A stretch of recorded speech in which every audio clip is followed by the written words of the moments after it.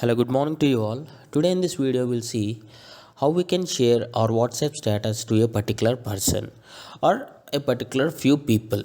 So to do that, open WhatsApp and head over to WhatsApp status. See, this is charts and click on status, and at right top corner you'll see three dots. When you tap on that, you'll see option called status privacy. Tap on that. By default, this option will be enabled my contacts.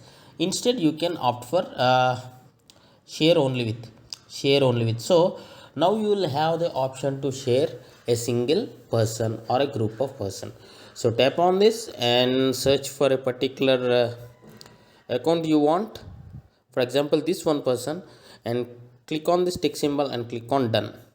Yes, so whatever I post, for example this one, so yes, my status is sending.